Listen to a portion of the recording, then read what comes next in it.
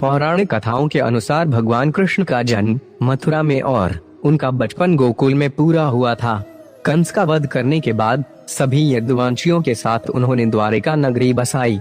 माना जाता है कि महाभारत युद्ध के 36 वर्ष के बाद पूरी द्वारिका नगरी समुद्र में डूब गई थी और उसी के साथ यदुवंश और श्री कृष्ण ने अपने प्राण त्याग दिए थे। द्वारिका नगरी के अंत के पीछे दो कथाएं प्रचलित हैं।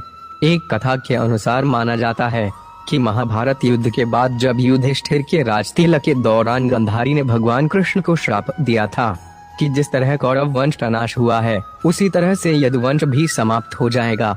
अन्य कथा के अनुसार कृष्ण के पुत्र सांब को मिले श्राप से द्वारिका नगरी का अंत माना जाता है।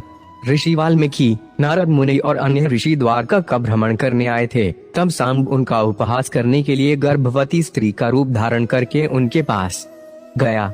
इसका पता ऋषियों को लगा और उन्होंने सांब को श्राप दिया कि उसकी कोख से मूसल उत्पन्न होगा जिसके कारण पूरे यदुवंश का नाश होगा। राजा उग्रसेन को इस बात का पता चलते ही उन्होंने मूसल को समुद्र में फेंकवा दिया।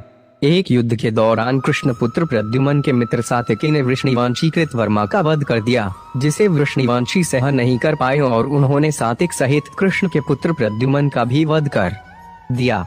भगवान कृष्ण को ये बात जब पता चली तो उन्होंने क्रोध में आकर जमीन से मुट्ठी में घास उठाई जो ऋषियों के श्राप के कारण मूसल में बदल गई।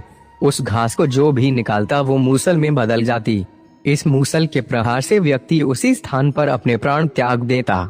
इसी तरह यदुवंश और अंधक, भोज, शिनी और वृषणिवंश के साथ भयंकर युद्ध हुआ और सभी का नाश हो गया। बलराम ने एक वन में अपने प्राण त्याग दिए और उन्हें देख श्री कृष्ण साधना में लीन हो गए। एक शिकारी ने दूर से उन्हें हिरण समझकर बाण चला दिया जिससे उनकी मृत्यु हो गई। भगवान कृष्ण के प्राण त्यागते ही द्वारिका नगरी समुद्र में डूब गई। पुराणों के अनुसार द्वारिका धरती का हिस्सा नहीं थी। कृष्ण ने इसे समुद्र देव से उधार मांगा था। इसी कारण से कृष्ण के बाद नगरी भी समुद्र में समा गई।